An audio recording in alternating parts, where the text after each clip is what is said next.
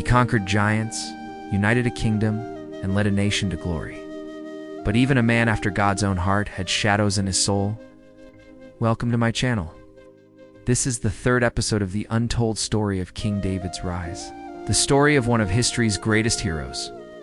A man after God's own heart, but also a man who made terrible mistakes. We'll see both sides of this great king today as we walk through some of the highlights of his incredible life. But be warned, for David will eventually fall from grace and take the whole nation of Israel down with him. So join us today as we see how David rose to power, established Jerusalem as Israel's capital, expanded his kingdom, and ultimately began his fall from grace. This is the untold story of King David. The story continues with the triumph and fall of David's reign. He has a vision for his homeland, a vision that starts with a capital city. But which city should he choose? Bethlehem is his hometown, but it's too small. And Jerusalem is occupied by his sworn enemy, the Jebusites. What David needs is a city that's large enough to accommodate all of Israel. Situated right in the middle of the country, so that no one can claim that the king is favoring one tribe over another. And more importantly, the city must be religiously neutral, preferably a place where neither Judah nor Israel have ever worshipped. And as luck would have it, there is such a place: Jerusalem. David knows that in order to bring all of Israel under one banner, he'll need a central location that's not tied to any particular tribal customs or beliefs. And what better place than Jerusalem, a city considered unclean because of its Canaanite inhabitants? But more importantly, it sits right in the center of the tribal lands, making it an ideal location for a new capital. It's also a strategic location, sitting high atop a plateau surrounded by natural defenses, leaving only one vulnerable side, which David will later fortify. Most importantly, though, Jerusalem is a religious blank slate.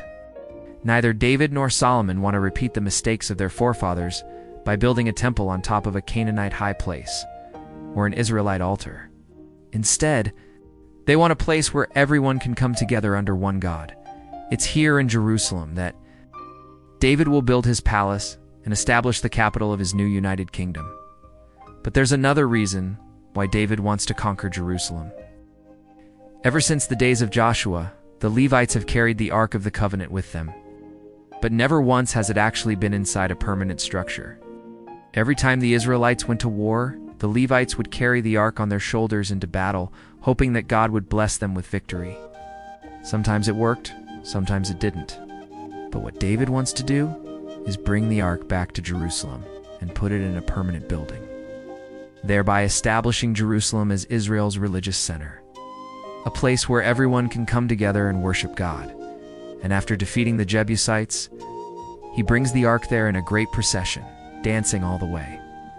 Jerusalem has officially become the capital of Israel. But David doesn't stop there. He goes further, expanding his borders in every direction. First, he conquers the Philistines, once and for all, winning a decisive victory over them at the Valley of the Shadow of Death.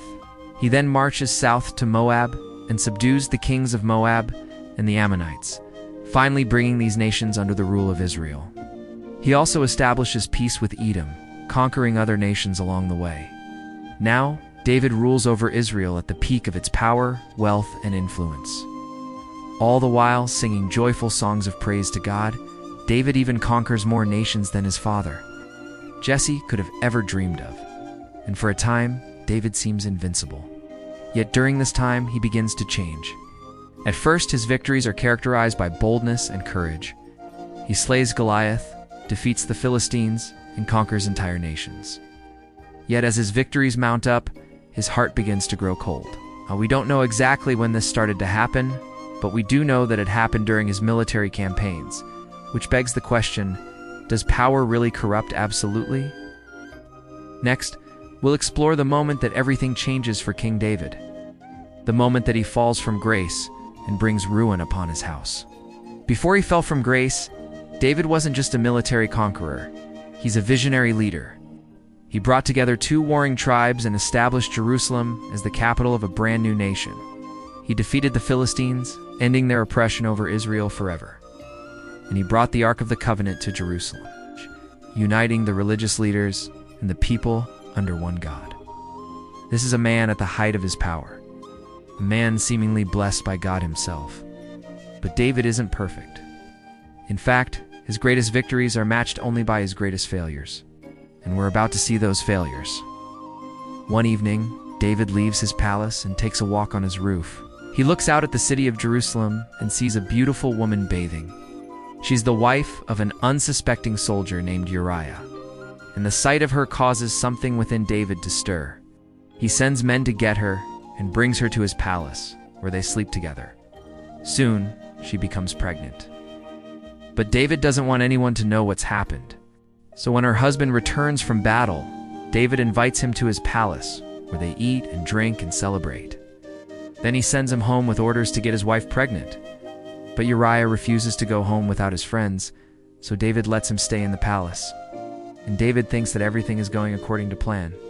But there's someone else in the palace that night. Someone who's been watching David's every move.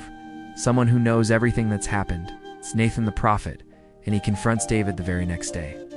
In one of the Bible's most famous passages, Nathan says to David, "You are the man." And immediately, David knows that he's been found out. He tries to excuse his actions, but Nathan won't hear it. He tells David that his sin is great and that the child he's conceived in adultery will die. Sure enough, the child becomes sick and dies, and David is heartbroken. Never before has he felt this kind of grief. Even when Saul tried to kill him, David never felt this way. And in that moment, he repents of his sin. He knows that he has broken God's law, and he promises to never do it again. But he might as well have not made that promise. Just a few months later, David makes another terrible mistake. His son Amnon rapes his sister Tamar, and David doesn't do anything about it. And a year after that, David's son Absalom rebels against him, forcing him to flee for his life. All the while, Absalom is calling out to his sister, saying, "Oh, that you had not yet defiled me by sleeping with your brother." In that moment, David realizes what he's done. He's lost control of his household, and it's all because of his own inaction. But he still has control of Israel. The people love him and the armies behind him. So despite the loss of his family, he's still able to defeat Absalom and reestablish order in the land. Once again, David is at the peak of his power, but now he's haunted by the ghosts of his past. He knows that if he'd acted when he should have, maybe things would have turned out differently. But as we've already learned, David isn't perfect. In fact, his greatest victories are matched only by his greatest failures. We're about to see his greatest failure. David's mistakes paved the way for the destruction of his entire dynasty. His oldest son Amnon raped his youngest daughter Tamar, and then his favorite son Absalom rebelled against him, forcing him to flee for his life. David escapes to the wilderness, where he's pursued by his own son Absalom, who he's forced to fight and defeat.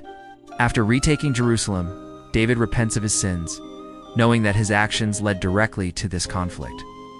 Yet despite the civil war, Israel is still strong. David's generals continue to win victories on the battlefield, and he enjoys unprecedented peace and prosperity throughout the land.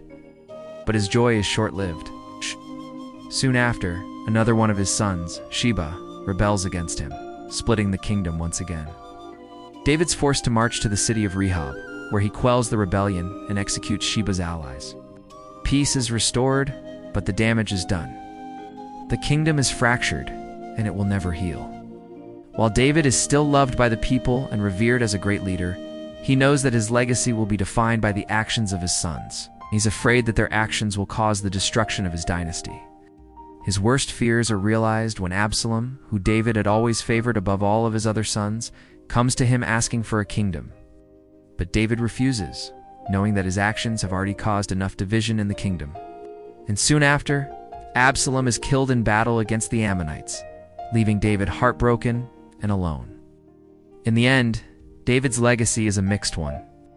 On the one hand, he's known as a great warrior who defeated the Philistines and brought peace to the land. He's also known for establishing Jerusalem as Israel's capital and bringing the Ark of the Covenant there to be worshipped.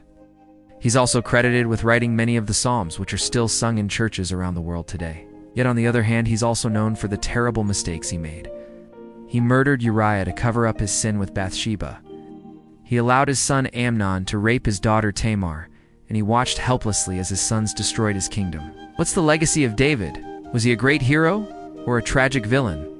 Ultimately, the answer is both. David's crown was made of both gold and thorns. So the next time we meet, We'll dive into David's legacy and its lasting impact on the modern world. Thanks for watching. See you next time. Be blessed and stay faithful.